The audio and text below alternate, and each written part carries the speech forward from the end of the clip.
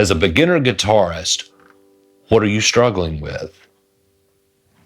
It was brought to my attention this morning. I was on a video call with a beginner guitarist, and the reason we got on the call is he said, I get so overwhelmed, I don't even know where to start. If you have similar issues or you want to book a video call, in the description, there'll be a link, 30 minutes, we'll talk about it. Turns out that Jason didn't have a problem with his fingers hurting. He works with his hands for a living. His hands stay calloused, his fingers stay calloused. That wasn't the issue. That's my go-to. That's what I thought it was. He had learned 2 easy chords from a previous video of mine where I'm teaching about a girl, Nirvana, the first part of it anyway. And he showed me on the guitar over video. He's not muting strings either. It rang out clearly, right? So his starting point was a little further along than I expected.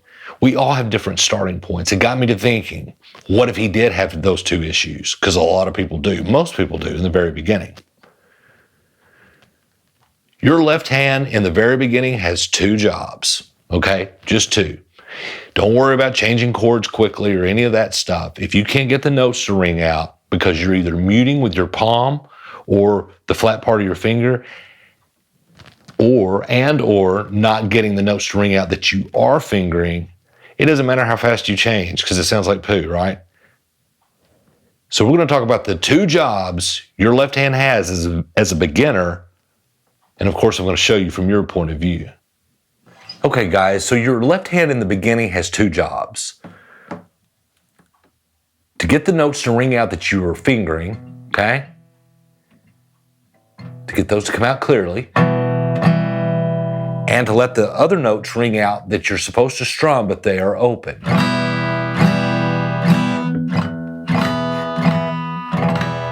Okay? This is why in the course, the MyPOV Beginner Guitar course, and on YouTube, I start with some easy chords. It's to help with muting strings and with your fingers.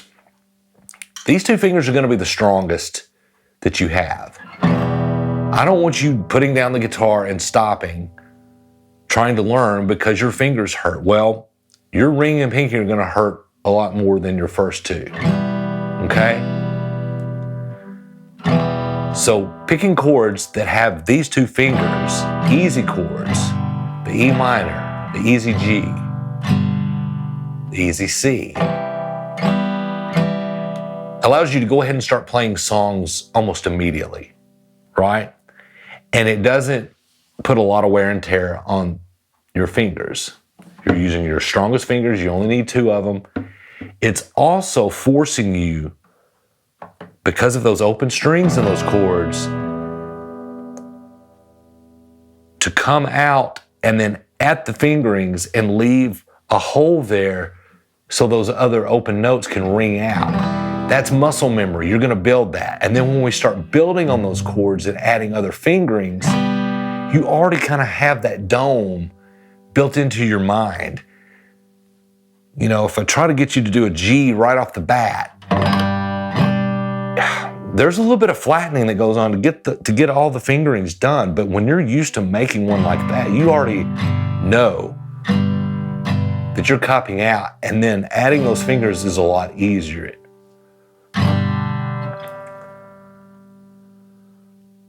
I tell my students to take their thumb halfway up the neck and act as a trapeze and kind of come at the notes like that. Now there are some chords where you're going to have to flatten your finger like an A major, right? But for like the easy G and the E minor and the easy C, you're kind of having to come straight ahead, but you also have all these open strings. Doing the trapeze like that allows you to go right at them and let everything ring out. And then it becomes muscle memory.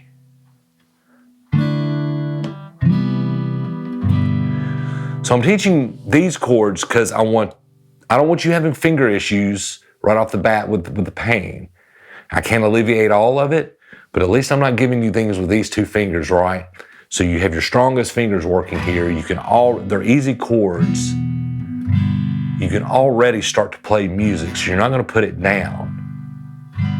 And it's also building that muscle memory on how to make these chord shapes and leave room for the open strings. Another thing too about frets, and to this day, I still think of frets as the wood part, because that's where you put your finger. You put your finger on the wood part behind the metal bar, but the fret is actually the metal bar. So if it's the second fret, it's the wood right behind it. You want to finger it as close to that bar though, because you're actually pushing the string against the bar, not the wood, to get it to ring out.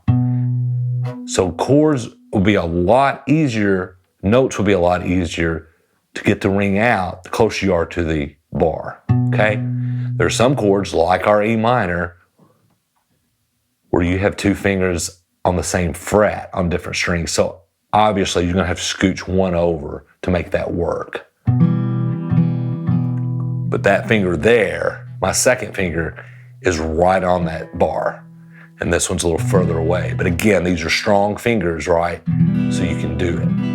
So there is a method to the madness with all this.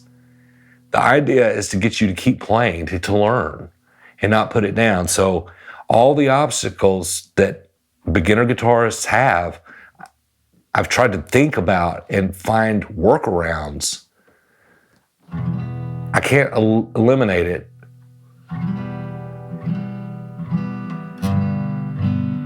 But I mean, you're already playing songs with just those basic chords. Guys, we'll see you in the next lesson.